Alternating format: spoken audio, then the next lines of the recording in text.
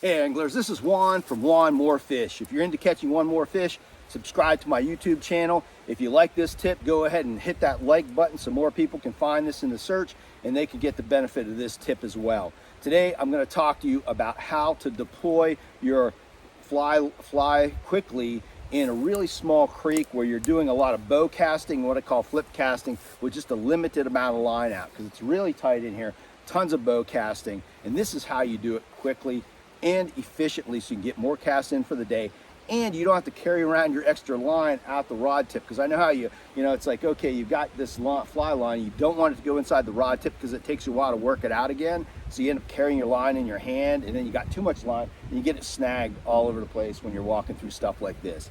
So that also helps with that. Quick deploy, less snagging. Everybody loves that.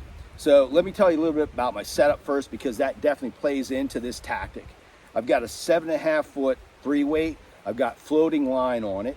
I've got a 7.5 foot tapered monofilament leader. And that's a pretty simple setup. And I've got a dry fly on the end of my tapered leader today because I'm just basically dry flying in this mountain creek for trout. So here's what I do.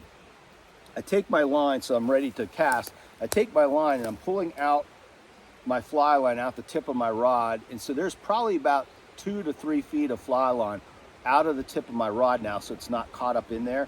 I'm going to take this line, I've got 2 extra feet beyond my rod here, so I've got probably 8.5, maybe 8 foot of line out, and I take it around the base of the reel, the foot of the reel, and then up, and then I try to find a guide that's really close to what I have out. Again, I'm pulling out maybe a foot to 2 foot beyond my rod. Your casting experience and ability really plays into how much line you want to pull out beyond the rod, and I can get away with about a couple feet. So I'm hooking it to the closest guide to where the fly is. If I have to, I can adjust it a little bit, tighten up the reel so the line tightens up. Now it's nice and secure. So when I'm walking through the brush and so forth, I'm not getting line caught, but yet I don't have to pull my fly line up into my rod tips, so I have to work that out again, which is hard to do in a thick cover like this.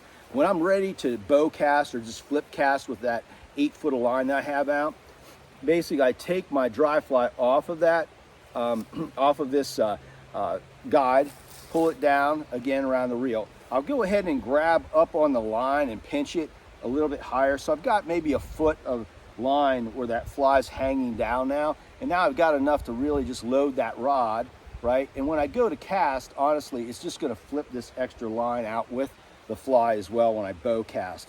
So that's a way to be able to go in, go from walking through the brush really, in a way that's going to, get you tangled a lot less, and then just deploy your fly quickly for bow casting and flip casting in really small mountain creeks and really tight places where you got lots of mountain laurel, rhododendron, hemlocks hanging over it. So that is my tip for today. I hope it helps you out. Again, like this video so other people can find this tip, and if you're into this kind of stuff, definitely subscribe to my channel below.